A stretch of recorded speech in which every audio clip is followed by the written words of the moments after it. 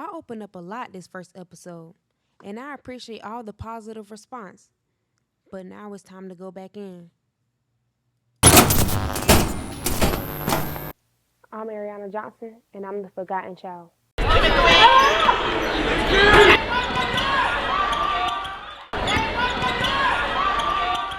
So in the first episode, we talked a lot about where you came from, like as a person. We talked about your background, kind of family history stuff. But I want to talk about what everybody want to talk about, like your move from Wilson over to South Florence. So basically, it was like just a lot going on. I remember Coach Gerald called me. We was in a group call with Coach Watson, and we just talked about why like she was leaving, and that I could feel of that. I understood why. So that's when a week later we in school now. I'm already starting Wilson. Coach Evans, Now, but he was an assistant. he was assistant coach, and he was also the JV girls basketball coach. So then a couple days later, he had a meeting and told us that he was just gonna go to a whole different school. So he started at a different. He told us about it. He was in the conference room, and I was just crying. He came over and hugged me. It just felt different knowing he's leaving because he was like a father figure to me. Because like I said before, crying during the season last year, he had hold me. That was the first man that ever hugged me when I was crying. That's deep. So you find out that Coach Gerald won't be back. So why South? I just felt like I was really depressed. Like the day after he told us, I got really, really sick. Went to the doctor. Like temperature was real high. I was over it. I just knew that I could build something there. I could build a good name there. All right. So earlier when we were talking about coaches, I saw the way you look. Like when I brought up Coach Gerald, Mhm. and talk a little bit more about her and what she might mean to you and your journey. Actually, in my phone, her name is Godmama. Like I just felt like everything. Every time I needed her, they was there. When I was going through with the problems I was going through, because mind you, I told you I was angry with my grandma. They'll be there. Like we used to have meetings for them, like for us just to get it right. Like they'll just help me out every time I needed them. If I called them to this day, they'll still come through. So it's just like big love to them, like Coach Watson, Coach Gerald, Coach Green. I call Coach Green almost every day. Coach Evans, we still tight. All them, I just love them. Okay, so you go to South and you get a chance to be coached by Coach Coach David. Coach Rob. You know what I'm saying? And to run with uh, Jada and Jazz and all those players over there. How was that experience? How was that different from Wilson? And was it a good thing for you? Was it what you needed? Yeah, it's definitely me making that transfer over there. That was the best thing I say I did because that last season I was with Coach Gerald. I would say like my team, like I wasn't the best teammate. I didn't know certain stuff I did there. I didn't take over there because I knew I wanted to better myself. So I learned how to be coachable. I learned that like when I was at Wilson, I used to let a lot of stuff out because I know it was home, but I learned how to keep some stuff in and take it out on the court. Talk about playing with Jada and Jazz and those young ladies over there. Talk about playing because they had just lost, like I think in The the lower state. lower state. Well, that was that was Albany team. She found out. Okay, yeah, that was that team. How was it fitting into that team? Because some of those young ladies were already there. Mhm. So how was it fitting into that team? They taught me what a winning team feel like because prior to that season, we didn't do that good, and I was at Wilson. So I just came along to a winning team. Learn how to pass the ball, get everybody involved because it's not just me. So I can get everybody can get involved, and I know everybody can get a bucket on their own. How was it in the classroom? How was like the student culture? Because Wilson is a little different, you know what I'm saying? Yeah. But how was it over there at South?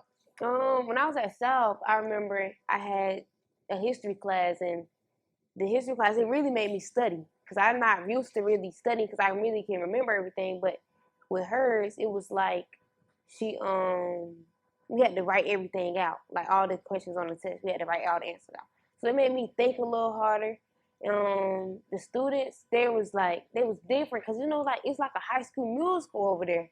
It's not like it's not really nothing like it was like just a High School Musical type of vibe. Because after the basketball season was over, it was like I was over it. It was not for me for real. So I know I had to go back home. Now, we talked about this in the first episode. Um, when you guys played each other, when South played Wilson, we know the gym gonna be packed, everybody gonna be there. Mm-hmm. So, what can we expect? What can we expect this year? The same thing. I'm not losing. I don't lose. I mean, I lose, but I'm not losing nobody local. South came out very strong. Looked like at one point y'all could easily, you know, be a contender for a state title. And I'm sure a lot of you all felt that way, the way y'all were rolling over teams, from the jamborees, just coming to the jamborees to the regular season. How did that affect you? I just had I had high hopes, and then I had, I think I had too much high hope because when we got to the second round and we went into overtime twice. The last time we lost, I think it was like 2 points, but I feel like it was just like at some point we wasn't playing all together, and I feel like individually everybody had their own, trying to have their own thing going on. When we should have just been as one, it would have been a whole different story. We could have had the state title. Talk a little bit about that. Some players on the team, they was just, I feel like they could have been more for their self than being a team player. Right. So it was like hard trying to be basically me. I was like the mediator, trying to get like the person that was the, I'll say, the team, the for their self player, rather than the other people that felt like they was being a ball hog. So I try to like mediate everything, try to make everybody feel like, comfortable. Right. But it was hard. That last game was hard. Because when you have a team that's so talented, where individually, anybody. That's one thing I noticed about y'all. Anybody could have went off on any given night. Mm-hmm. Like out of the starting five, it could have been anybody's personal game. And I think the first part of the season, when y'all was trying to just figure things out, and nobody wanted to just jump up and be like, "Well, I'm the leader of the team." Mm-hmm. Y'all was winning and y'all was smacking teams because y'all Mm-hmm. were playing together. But as the season went on, I kind of saw where, you know, like you said, like leadership was emerging and it was coming from different places. And so you think that's what came back to bite y'all? Yeah, it was because like it was everybody was feeling a different way, and you trying to get everybody on the same page is kind of hard. Because Ridgeview in the second round playoff loss, like how did that game go? That game went like okay. So it was. I remember about halftime. I think we was down two. I think we had 17. They had 19. I remember just getting the ball, coming around, and then I remember Jazz was moving over to the right, and I just bounced past her the ball because I'm just thinking like this gotta go to her because we need these 2 points to go into halftime. So that she ends up making the basket from the pass.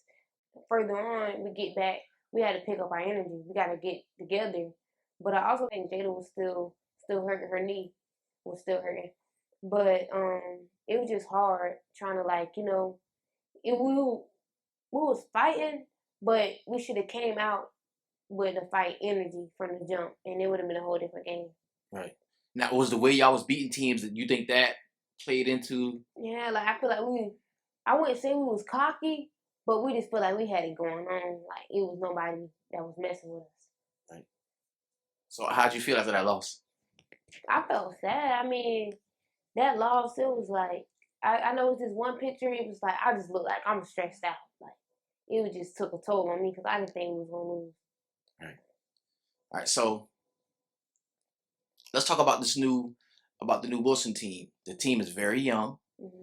and they actually ended up being a lot better than a lot of people anticipated last year. Mm-hmm. So do coming back? What do you feel you have to like look forward to and work with coming back? I feel like I got to keep people to make it a state. It's going to make us work really, really hard, get us where we want. And I feel like, I got a good shooter. We got good all around people. Just are all around the court, and especially on defense. Especially on defense. Because that's what they brought us when I was at South. They brought some good defense. Have y'all done like any team workouts or anything, up to this point? Yes, we have. We work out. I mean, this summer I worked out with them. I didn't get a chance to play with Logan and Zoe yet, like against another team, but we did pretty good. I mean, we won. I think we won like one or two. While we was in turn, we won like 3 games. Did pretty good though. Yeah, I can see like you and Logan being a inside outside combination thing. I like her game. She's a good rebounder and she's pretty good, decent scorer in the post. Coming back to Wilson, because I know you grew up in that area, right? Yes, sir. Where'd you grow up? On North Lawrence. I grew up on 812 Boy Street. Okay, you ever play Iowa Jones? Yes, sir. Come on, okay. Well, talk about growing up in that area, man. Um, where I used to stay was it was across the street from Maxwell. These apartments. I believe my goal is still there. I had a goal, it was blue. I think I got it when I first started playing basketball, and it was like a little driveway, and I just go out there every day and get some reps in. It was me, cause actually, Brian Boston that played for he's my cousin. Him, Keontae, Jaquan, they used to come out there with me. Um, I think Keontae taught me how to shoot, and Brian taught me how to dribble, cause I really didn't know what I was doing. So they would just keep working with me every day, come down the street, and just keep working with me every day. And then me and Elle, we used to sit.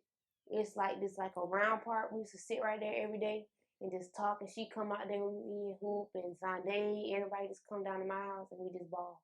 For sure. That's a very interesting little area of town, man, because you would ride by and miss it, but I think it's a lot of history, especially in sports in that area, man. Wilson in general. So And that's crazy because Sunday stayed down the street. It was L right here. Then it was just like just hooping every day, and then it's this window right behind right beside the basketball goal. I remember my grandma used to that was her door. I mean that was her room right there. And she would just peek out and don't hit my window no more. Don't hit my window no more. And that's when Zonday, every time it go over, they'll try to catch it before it hit her window.